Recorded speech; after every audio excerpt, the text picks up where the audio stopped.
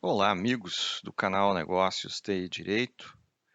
Hoje eu vou falar aqui de uma profissão que ela existe há bastante tempo, e é derivado de tantos processos e demandas judiciais que requisitam conhecimento especializado em tecnologia dentro dos tribunais, mas que com o surgimento da LGPD, a tendência é cada vez mais aumentar a demanda pelo perito forense computacional. Você sabe o que que é isto? Eu acho que todo mundo hoje fala do DPO, né? A lei exige que toda organização tenha um DPO, um encarregado de dados, mas poucos se deram conta de como a LGPD vai acelerar a questão das disputas judiciais em casos de violação de dados. Por quê? Porque, basicamente, se acontecer uma violação de dados, há que se provar que houve a violação, há que se provar que houve o dano, há que se provar como foi feita e de quem é a responsabilidade pelo vazamento. Como é que vocês acham que isso vai acontecer? Vocês acham que é simples? Óbvio que não. Para se fazer uma análise de quem vazou, de quem é a responsabilidade, de qual porta do servidor foi deixada aberta, né? É, se havia ou não havia ferramentas de segurança adequadas para aquela invasão, de onde partiu o ataque, nós vamos precisar de conhecimento.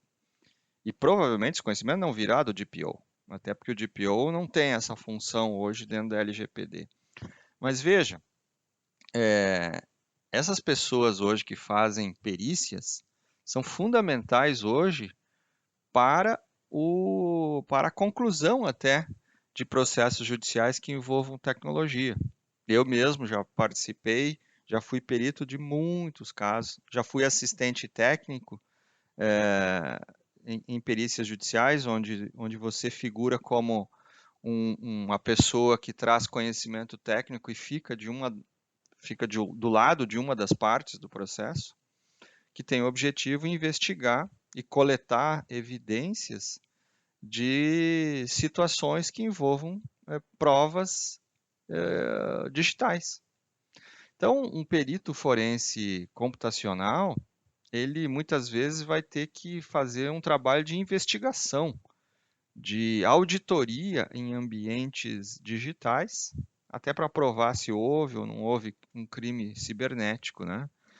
E então é uma especialização que tem se tornado cada vez mais requisitada no mercado atual, que não trabalha somente com a prevenção, obviamente, mas com a investigação, ou seja, aconteceu o fato e durante o processo vai ter que se provar a responsabilidade até para o juiz poder ter mais embasamento técnico na hora de julgar. Então, às vezes um perito computacional, um perito forense computacional, ele vai trabalhar em conjunto com as forças policiais ou até empresas privadas, coletando, analisando documentação, analisando equipamentos que podem até estar comprometidos ou danificados, né? Então, se algum de vocês já assistiu alguma daquelas séries tipo CSI, já deve ter visto, né, que se recupera às vezes um HD que foi queimado, jogado no lixo, né, uma placa, e tu tenta recompor o sistema para poder recuperar as informações que estavam lá dentro deste HD, por exemplo. É um dos diversos trabalhos que um perito digital tem que fazer, né? Então, o ato de obter provas é uma tarefa bem complicada, que exige muito conhecimento, muita paciência e muita determinação. E atualmente, como a maioria dos crimes envolve sempre algum meio eletrônico, esse perito forense computacional, ele exerce um papel de extrema importância na resolução desse tipo de crime. E o que realmente um perito forense computacional faz? Ele analisa profundamente dispositivos em busca de provas que comprovem este ato ilícito cometido. Então, uma das tarefas é montar ou desmontar equipamentos, recuperar dados e, em caso de crimes, identificar como ocorreu o crime, ou tentar esclarecer como foi o processo de fatos que sucederam baseado em evidências, em controles de registros tecnológicos que possam estar ou na cena do crime ou em dispositivos eletrônicos, né? Óbvio que para fazer isso a gente conta com muitos softwares, muitos equipamentos que ajudam a extrair dados de dispositivos eletrônicos, né? E aí, a partir da coleta desses dados, dessas evidências, os peritos forenses são responsáveis por organizar e gerar relatórios detalhados para que possam ser utilizados depois, principalmente por advogados, por juízes ou até pela polícia. Em alguns casos, o próprio perito ele é convocado a comparecer nas audiências para detalhar o que ele encontrou, o que ele não encontrou, e pode se tornar testemunhas muito demandadas, especialistas durante um julgamento, né? Então, o que faz, né? O que faz uma análise forense, né? Se a gente pudesse detalhar passo a passo, quais seriam os passos hoje de um trabalho de perito, né? A primeira coisa é proteger o sistema ou equipamento, garantindo que nenhuma outra pessoa sem autorização possa ter acesso ao mesmo, ou seja, eu preciso proteger que aquela prova não vai ser mais adulterada uma vez colhida, né? Ou seja, eu preciso criar o que a gente chama de cadeia de custódia, que a prova esteja preservada, fidedigna, íntegra, autêntica e disponível para que se possa fazer análise. Após então esta coleta e essa proteção do sistema ou do dado digital, se faz o quê? Uma cópia completa de todo o sistema analisado, né? E se preserva isso num outro ambiente. Hoje se carrega muitas vezes para um ambiente de nuvem, ou para um outro HD, ou para pendrives, onde se criam, se geram códigos hash, que são aqueles códigos que identificam se o arquivo foi ou não foi adulterado após a confecção de um arquivo, né? Então, é a partir dessas cópias que o trabalho de perícia vai ser analisado. A partir daí, se conduz uma pesquisa no dispositivo em busca dos arquivos, dos dados, estejam os dados criptografados ou não, se eles estão ou não ocultos com senhas ou não. Muitas vezes, recuperar essas informações é quase impossível, né? Mesmo que os dados estejam ali, pode-se tentar buscar algum software específico para essa tarefa, principalmente, por exemplo, em WhatsApp, quando as mensagens são apagadas, se tentar buscar de volta essas mensagens ou descriptografar os arquivos, uma das tarefas mais complexas e difíceis, e às vezes até impossível. E durante todo esse processo, o perito tem que documentar o que ele fez, como ele fez, e gerar esses relatórios detalhados sobre as diversas descobertas que ele foi fazendo, né? E, a partir desses relatórios que ele vai entregar para as partes envolvidas no processo, ele tem que se preparar para comparecer no tribunal, em caso de necessidade, onde ele vai ser questionado, ou pelo juiz, ou por ambas as partes numa disputa judicial sobre o que ele encontrou. Então, para trabalhar com perícia forense computacional, é bom ter não somente uma visão superficial, mas sim uma visão muito profunda de todas as ferramentas e possibilidades que possam acontecer dentro de um mundo digital, permitindo que a gente possa supor o que pode ter acontecido, o que pode estar acontecendo ou o que poderia vir a acontecer baseado no que foi encontrado. Então, o trabalho é basicamente de investigar, de auditar tudo o que foi visto, desde do comportamento das pessoas em relação a aqueles dados que foram apresentados, né, até evidenciar tipos de equipamentos que foram usados para compartilhar dados, ferramentas que foram utilizadas para compartilhar. E às vezes um perito sozinho não consegue resolver, às vezes tu precisa de uma equipe para fazer isto, porque às vezes os resultados podem ser inconclusivos ou não ter respostas, né?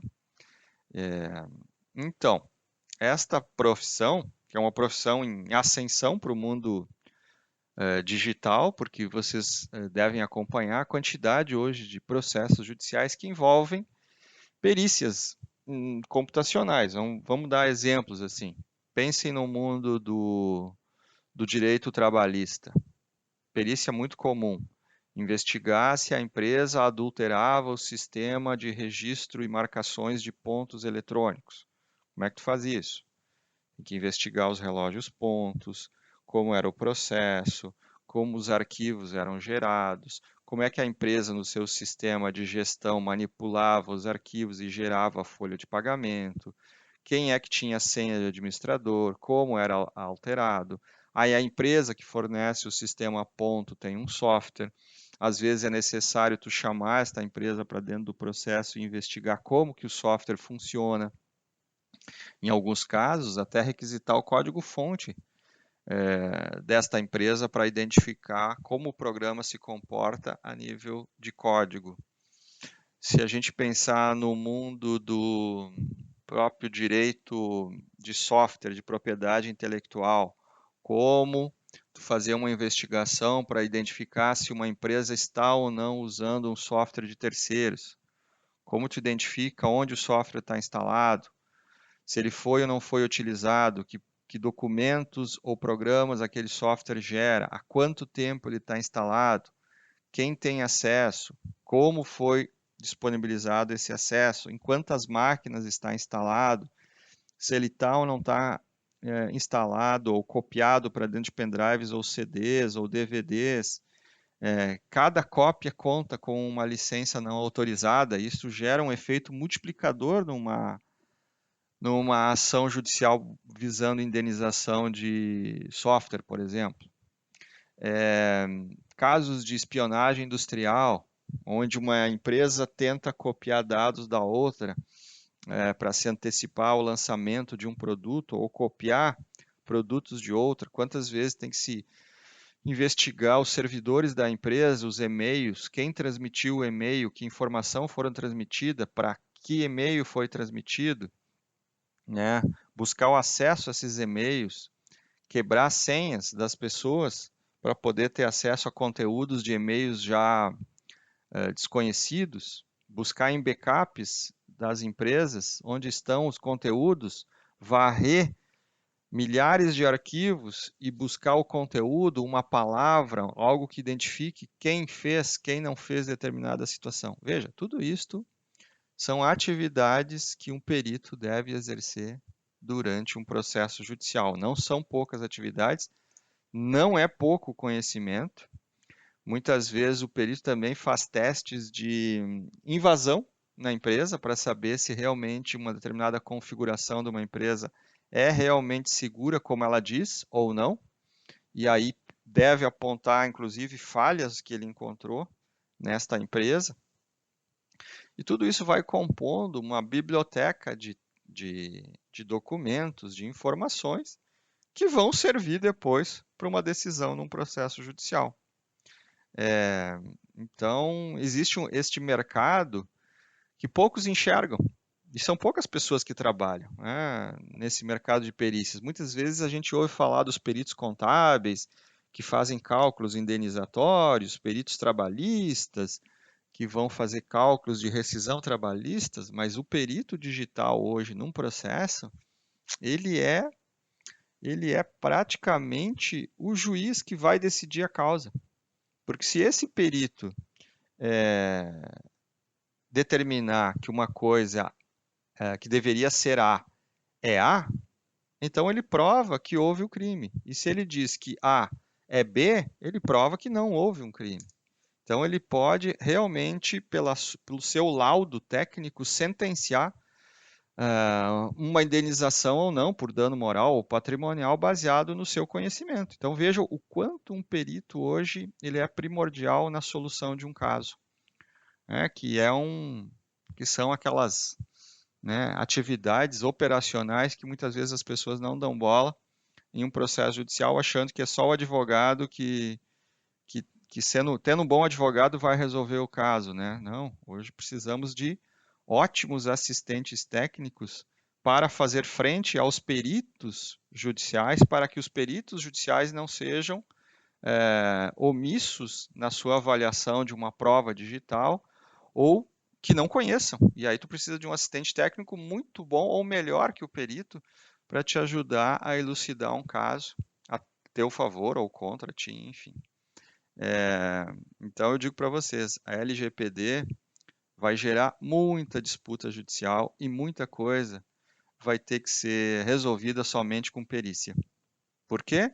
Porque nem a NPD, nem os tribunais terão condições de avaliar um determinado caso de uso indevido de dados ou de vazamento de dados sem contar com um perito forense computacional e com provas realmente contundentes para algum tipo de condenação.